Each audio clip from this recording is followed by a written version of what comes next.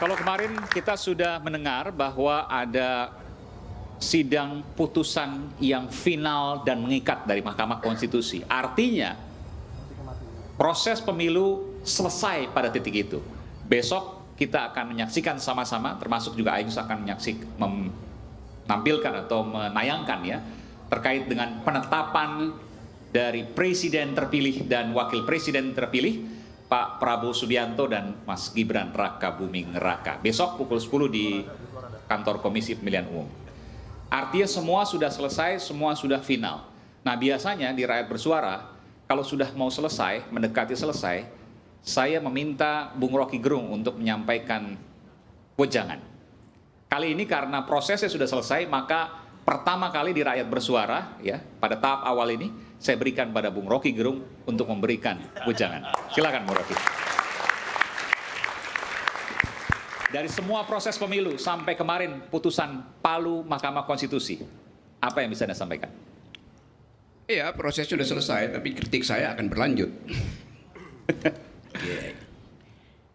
Coba kita bayangkan dengan komposisi 3:5, Prabowo akan memimpin 5 tahun ke depan tuh. Lain kalau ini sekedar skor bola. Ini skor yang diperoleh setelah ada perdebatan etik, legal, culture, bahkan psikologi, filosofi apalagi itu. Jadi ini akan berlanjut sebagai diskurs masyarakat sipil tuh. Dan kalau diskurs itu kemudian menemukan titik krusial baru, itu akan mengganggu kekuasaan. Coba kita lihat misalnya ada 5 hakim. Dan 5 hakim itu memutuskan bahwa tidak ada barang bukti karena kekurangan saksi. Kan itu dalilnya kan. Sementara yang 3 mengatakan ini curang gitu. Padahal sebetulnya dengan kekurangan saksi pun udah dinyatakan curang. Apalagi kalau saksinya ditambah tuh. Pembuktiannya bahkan bisa melampaui apa yang kita bayangkan. Kan logikanya begitu kan. Yang kedua, yang menarik adalah dinyatakan di situ there is no nepotism itu. Tidak ada nepotisme di situ. Oke. Artinya kita bertanya sekarang. Berarti Gibran bukan ponakan dari Paman Usman.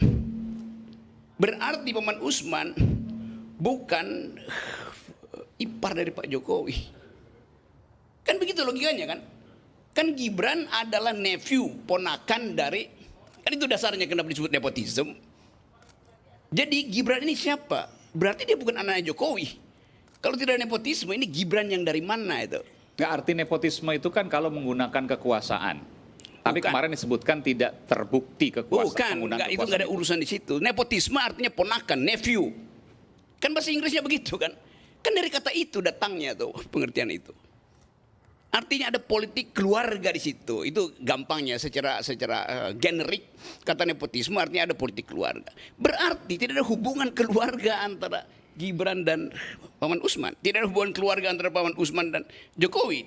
Itu artinya di dalam kesimpulan akhir tidak ada hubungan keluarga antara Jokowi dan Gibran. Jadi bagus juga keputusan Mahkamah Konstitusi. Hubungan biologisnya dibatalkan. Kalau begitu pertanyaannya Gibran siapa? Logiknya begitu. Atau philosophical reasoningnya begitu. Saya sebut philosophical reasoning supaya kita taruh kata filosofi itu sebagai cara untuk memahami kondisi kita hari ini. Jadi saya mau menyimpulkan aja, masih banyak hal tapi oke, ini sebagai pengantar. Bahwa keputusan itu diputuskan oleh 5 hakim dengan jari-jari yang bercincin berlian. Maksudnya apa nih? 5 hakim dengan jari-jari yang bercincin berlian. Ya, itu. Kan jenis keputusan itu keputusan yang hanya melihat kilauan. Ya kilauan dari black letter of law. Coba saya ulang ya teman-teman mahasiswa. Inti dari keputusan Mahkamah Konstitusi kekurangan saksi. Sebelumnya dia bilang saksinya kami batasi. Coba logikanya bagaimana? Kan Pak Soeharto bilang tidak boleh banyak saksi, cukup berapa? 19 saksi itu. saksi dan ahli. Sekarang dia bilang, kami tolak dalilmu karena kekurangan saksi. Bukan kekurangan, Anda larang ditambahnya saksi. Kan logikanya begitu. Jadi dia membatalkan sendiri nalar dia tuh, si Soehartoyo ini. Nah, orang yang nalarnya batal itu cuma dua.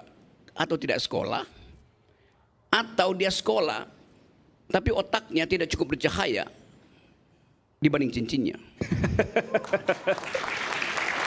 Ini maksudnya mau menjawab yang viral-viral di media sosial itu soal cincin Saya dan nggak peduli soal begituan. Oh, kirain Bu Rocky mau jawab. Saya mau terangkan itu sebenarnya. Kalau kita periksa, itu pentingnya nalar di dalam reasoningnya itu. Tidak cukup saksi, maka kami tolak pembuktian kalian. Boleh nggak kami tambah saksi? Tidak boleh.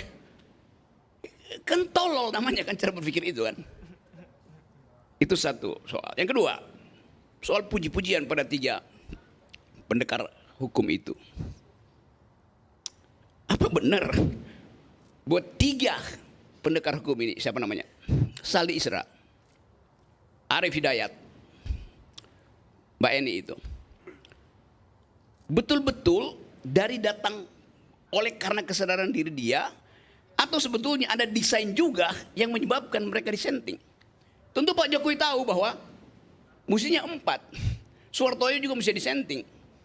Tapi kalau begitu nanti deadlock gitu, maka 1 dipindahin sebagai pro. Jadi yang 3 ini sebenarnya dimanfaatkan tanpa sadar untuk memperlihatkan. Bang Rocky, saya klarifikasi sedikit, ini teknis. Yes. Kalau 4-4 tadi ada Soehartoyo, dikabulkan kita. Karena ketua. Karena ketua. Okay. Apalagi karena itu tuh. Jadi memang dideteksi bahwa bahaya kalau 4. Saya bahkan masih bilang tadi deadlock tuh, supaya ada huru hara ya maksud saya tuh. Tetapi Jokowi mungkin pintar. Kalau semuanya setuju, citra mahkamah di internasional hancur. Mesti dibikin ada dissenting Saya pikir nanti opinion. bisa dijelaskan juga apa kaitan dengan Pak Jokowi. Karena Saya mesti itu harus dijelaskan juga Bung Rocky. Jangan Oke. sampai kemudian ini menjadi tudingan, fitnah dan lain sebagainya. Bukan, karena itu saya bilang, saya mesti bikin hipotesis itu. Supaya orang jangan terlalu puji-puji itu. Kan dasarnya begitu kan. Ya memang dari segi nurani oke, saya kenal Saldi, saya kenal Arif, saya kenal Bu Eni. Bu Eni. Tapi saya nggak kenal Soehartoyo, itu masalahnya kan. Yang tadinya mempromosikan diri sebagai tokoh moral di situ kan Soehartoyo bolak-balik semua media mengatakan akan ada sesuatu keputusan yang bermakna bahwa ini akibat dari keadaan cawe-cawe segala macam itu. Jadi dari awal dia mensponsori ide bahwa keputusan akan ethically proved, akan punya moral. Dia pindah tuh. Jadi artinya 3 ini sebenarnya ditipu oleh Soehartoyo. Kan Soehartoyo kasih sinyal bahwa kita dissenting ya. Soehartoyo pindah tuh. Coba kalau seandainya cerita seperti itu kan harus ada dasar dari faktanya. Ini kan narasi yang kemudian ini sampaikan. bukan soal dasar fakta. Kalau fakta memang itu faktanya. Justru karena faktanya itu mencurigakan dan saya sekarang mesti pakai logika saya. Tentu Anda mau protes itu. Apa bedanya logika dengan halusinasi? Apa bedanya dengkulmu dengan otakmu? Itu aja. Nah, ini pertanyaan saya serius. Pertanyaan saya serius. Apa bedanya ketika Anda mengatakan saya harus fair juga? Oke, gitu. saya jawab ya. Ya. Bayangkan misalnya, kalau saya nggak terangkan itu, kendati dalam status halusinasi itu, semua orang puja-puji itu. Belakangan nanti akan ada yang nulis buku misalnya Now It Can Be Told, bahwa ternyata rekayasa itu diam-diam tanpa disadari oleh 3 hakim itu dikunci di dalam halusinasi itu. Jadi 3 hakim ini dibuat halu oleh Jokowi. Mereka ini korban halusinasi Jokowi. Nah, kamu nggak jalan pikirannya tuh? Secara normal kita puji, tentu saya akan puji itu. Tetapi ini soal politik. Do think the unthinkable. Itu yang kita sebut halusinasi, bukan reasoning.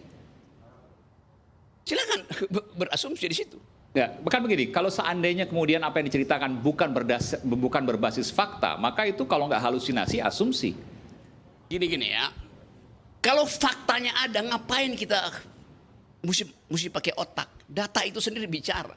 Justru karena saya nggak percaya data itu, saya coba cari hermeneutiksnya di situ. Kan saya mau tenangin dengan cara lain kan. Nangkap nggak, Aiman? Iya. Kalau belum saya tambahin kuliah buat kamu. ini begitu dong cara berpikirnya kan. Kan ada hukum di situ dipakai sebagai keterangan. Sebelumnya dalam kasus apa? Saldi Isra juga dissenting opinion soal 90 kan dia dissenting juga kan. Iya. Untuk apa? Untuk memperlihatkan bahwa Betul. Soehartoyo. suatu dissenting. Iya. Putusan 90. 90 mereka dissenting, tetapi tetap minoritas kan. Demi apa? Demi memperlihatkan bahwa tidak ada pengendalian absolut terhadap Mahkamah Konstitusi. Yang sekarang juga begitu. Hanya untuk pencitraan bahwa mahkamah ini tidak dikendalikan oleh seseorang yang ada di film Dirty Vote. Jadi Jokowi mau katakan ada dirty vote, ada dirty hand, tapi tidak ada dirty mind. Kalau mau absolut kan dikendalikan semua kan. Apa susahnya Pak Jokowi kendalikan itu semua, Pak?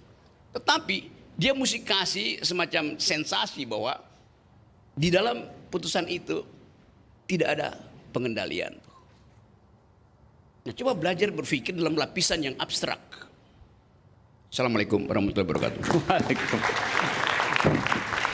Saya minta Bung Noel nanti harus menjawab ini karena tadi menyinggung Pak Jokowi dan harus dijawab soal itu. Jangan saya yang jadi berdebat dengan Bung Rocky, harusnya tadi Anda potong Bung Rocky. Jadi kesannya saya jadi di pihak Anda meskipun Anda menang, bukan berarti begitu ya. Kita kembali sesaat lagi. Tetaplah bersama kami di Rakyat Bersuara.